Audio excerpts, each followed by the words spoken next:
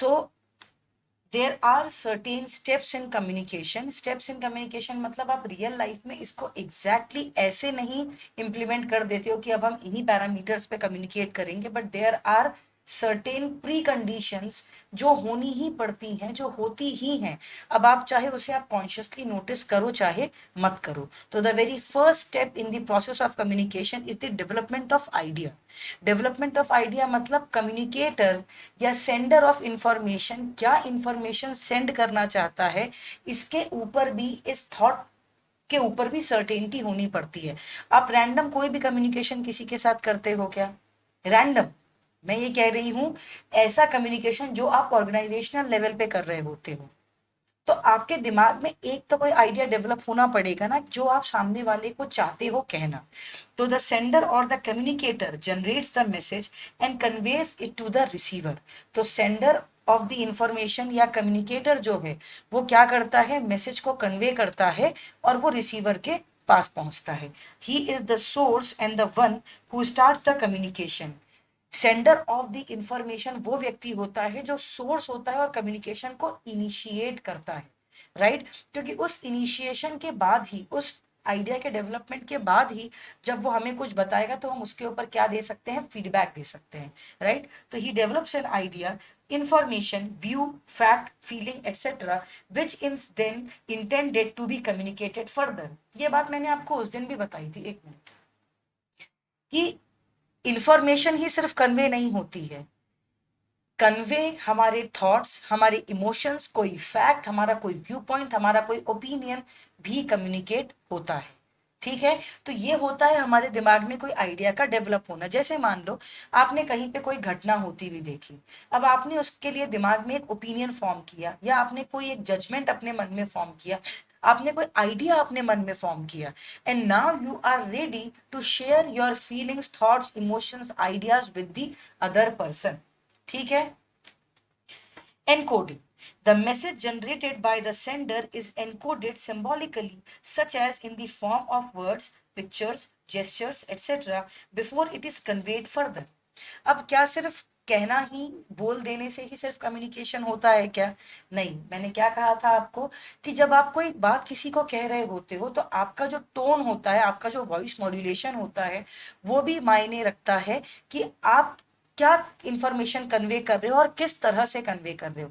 अगर आप किसी को डांट रहे हो तो आप उसको ऐसे डांटोगे क्या कि वाओ कितना गंदा काम किया है तुमने, आई एम सो सरप्राइज्ड, इतना गंदा काम, आप ऐसे बोलोगे क्या कभी किसी को?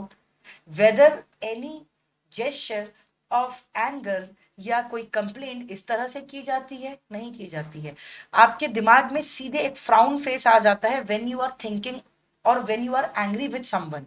If you are thinking about any bad thing, कोई आपको गुस्सा आ रहा है तो आप तुरंत, आपके दिमाग में फ्राउन आ जाता है. फ्राउन मतलब गुस्सा, गुस्से का जेस्चर इज फ्राउनिंग, ऐसा समझ रहे हो? जब आप हैप्पी होते हो तो आपके दिमाग में ऑटोमेटिकली वो इमोजी आ जाता है जो, जिसको हम स्माइली कहते हैं, राइट? सैड में हमारे एक्सप्रेशंस अलग हो जाते हैं, गिल्टी में हमारे एक्सप्रेशंस अलग हो जाते हैं. तो मैसेज ऐसे भी कन्वे किया जाता है. तो this is the process of encoding. Then comes the transmission. Transmission मतलब जो एनकोडेड मैसेज था, जो आपने कहा और अपने जेस्चर्स, अपने बॉडी लैंग्वेज के थ्रू सामने वाले को बताने के लिए आपने पूरी तैयारी करी है, अब वो क्या होता है, ट्रांसमिट होता है. तो it is the manner in which the encoded message is transmitted. The message में बी ट्रांसमिटेड ओरली और इन राइटिंग. आप ओरली भी किसी को मैसेज ट्रांसमिट कर सकते हो, या आप उसे वर्बली भी बता सकते हो, या आप उसे राइटिंग में भी बता सकते हो.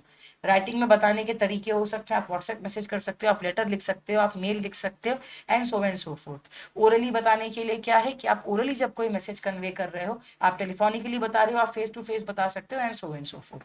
The medium of communication includes telephone, internet, post, fax, email, etcetera. हम सबको पता है कि these are the methods of communicating with each other. The choice of medium is decided by the sender.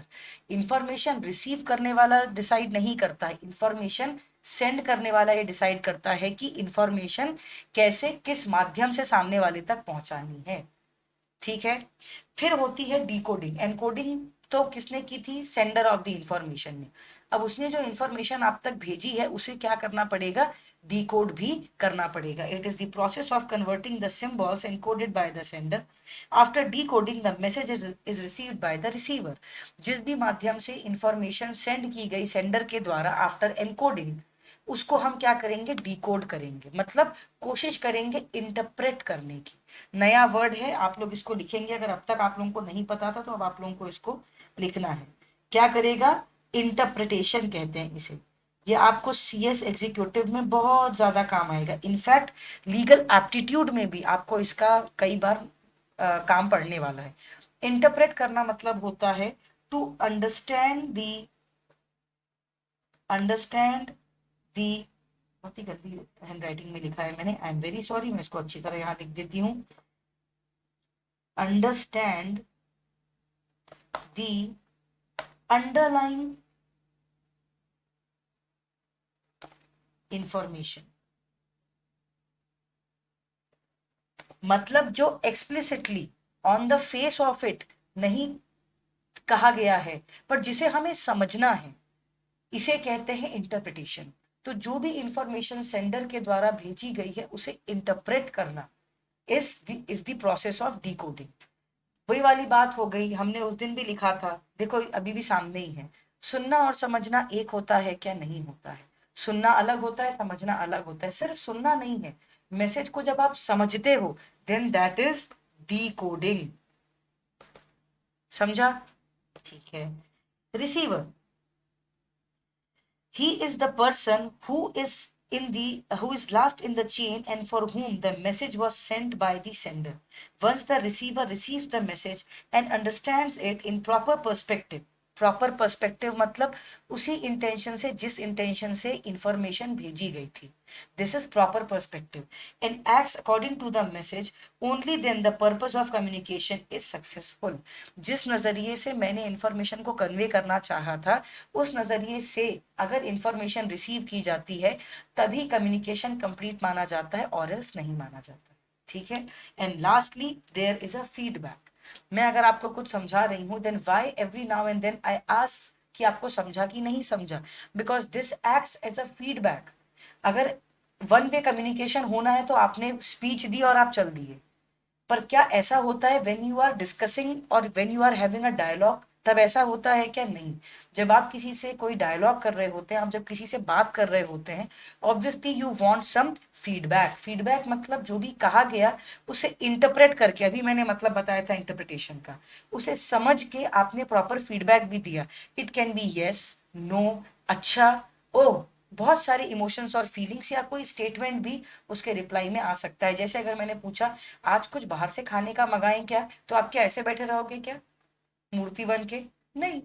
अगर मैंने आपसे कुछ पूछा कि आज कुछ बाहर से मंगाए क्या खाने का, घर का ट्रेडिशनल खाने का मन नहीं हो रहा है, चलो ठीक है चाय, तो फिर रिप्लाई आया, फीडबैक आया, हाँ यार कुछ मंगाते हैं, तो अब सेकंड तुम्हारे तरफ से फिर आ सकता है, तो क्या मंगा सकते हैं हम?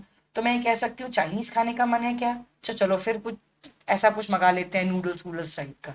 अब ये कम्युनिकेशन हुआ, ठीक है, जिसको प्रॉपर वे में किया गया, भेजा गया, फीडबैक भी आया उसका कि वेदर यस है, नो है, कुछ तो भी फीडबैक लगेगा, वरना फीडबैक के बिना कम्युनिकेशन अगेन पूरा नहीं होता। तो व्हाट आर दी स्टेप्स? सबसे पहले आइडिया डेवलप होगा, फिर सेंडर ऑफ द इंफॉर्मेशन उसे एनकोड करेगा, सिर्फ कह के नहीं, हमारे जेस्चर्स, हमारी बॉडी लैंग्वेज, इन सब के थ्रू। फिर उसे ट्रांसमिट किया जाएगा टुवर्ड्स द रिसीवर। रिसीवर उसे अपने मन में प्रोसेस करेगा इंफॉर्मेशन को कि हाँ मुझसे ये कहा गया। फिर रिसीवर उसको अपने एंड में रिसीव करके फाइनली उसके ऊपर अपना फीडबैक देगा। तो once the receiver confirms to the sender that he has received the message and understood it, सुन भी लिया और समझ भी लिया, ये देखो लिखा हुआ है यहाँ पे, सुना भी और समझा भी। ठीक है। It is it the process of communication is complete finally, कि ये है प्रोसेस ऑफ कम्युनिकेशन। ठीक है। अब इसमें एक पॉइंट आता है नॉइज। नॉइज मतलब क्या होता है पता है? नॉइज मतलब होता है कम्युनिकेशन के दौरान किसी प्रकार का डिस्टरबेंस। क्या होता है? नॉइज मतलब होता है प्रोसेस, कम्युनिकेशन की प्रोसेस के दौरान किसी प्रकार का डिस्टरबेंस इज नॉइज। ठीक है, मतलब जैसे कुछ कम्युनिकेशन हो रहा हो, सिर्फ हल्ला नहीं है, any kind of disturbance is noise. जैसे मान लो मैं आप लोगों को थोड़ा सा एक मेच्योर्ड कॉन्वर्सेशन बताती हूँ कि कैसे होगा। अगर मैं ये कहती हूँ there is so much of noise in the table, ऐसा कहा जाता है, there is so much of noise in the table, तो इसका मतलब क्या है कि हल्ला है टेबल में? नहीं, इसका मतलब है कि टेबल में इतनी सारी चीजें पड़ी हुई हैं कि बैठ के प्रॉपरली काम करने को जगह नहीं है। ऐसे भी कम्युनिकेशन होता है। आप लोगों को लगेगा कि नॉइज का मतलब सिर्फ हल्ला होता है, जो हॉर्न बज रहे हैं ये सब हो रहा है, गलत। ठीक है, नॉइज इन कम्युनिकेशन क्या हुआ कि भाई फोन आया, पर फोन में कई बार कुछ प्रकार की आवाजें नहीं आने लगती हैं, कभी क्रॉस कनेक्शन हो जाता है, कभी ऐसा लगता है कि जैसे नल खुल गया है कान में, कभी सामने वाले की आवाज कट कट के आ रही होती है, ऐसा होता है। कई बार शेकी वॉइस आने लगती है, कई बार प्रॉपर नेटवर्क ना होने के कारण सामने वाला तो सब कुछ सही कह रहा है पर हम तक वो पहुंच नहीं रहा है, ऐसा होता है कि नहीं? तो ये क्या होता है? नॉइज ड्यूरिंग द कम्युनिकेशन होता है। ठीक है, तो it refers to any obstruction that is caused by the sender, message और receiver during the process of communication. For example, bad telephone connection, faulty encoding, faulty decoding. अब faulty encoding, faulty decoding क्या होती है? Faulty encoding, faulty decoding मतलब communication initiate तो ठीक हुआ था, पर हो सकता है कहने के तरीके में गड़बड़ था। ध्यान से सुनना, फॉल्टी एनकोडिंग मतलब मैं कहना चाहती थी कुछ, पर मैं उसे प्रॉपरली कह नहीं पाई। जैसा कई बार स्टूडेंट्स के साथ एग्जाम में होता है, उनके मन में उनको आंसर पता होता है, but they don't know from where to start, कहाँ से आंसर को चालू करें। कई बार ऐसा हुआ है कि पता तो है यार, हिस्ट्री में ऐसा हुआ था, सिविक्स में ऐसा पढ़ा था, संस्कृत में ही पता है, बीच का समझ में आ रहा है क्या करना है, पर कैसे शब्दों को बांधे, ये एनकोडिंग नहीं हो पा रही है। कई बार फॉल्टी डिकोडिंग भी होती है, तुमने सब कुछ सही कहा पर सामने वाले ने उसको किसी और तरीके से इंटरप्रेट कर लिया या समझ लिया, ऐसा होता है। तुम किसी की आउट ऑफ केयर को तुम उस सामने वाले को कुछ कहना चाहते थे, पर हुआ क्या? फॉल्टी डिकोडिंग हो गई, सामने वाले ने समझ कुछ और ही लिया, ऐसा होता है।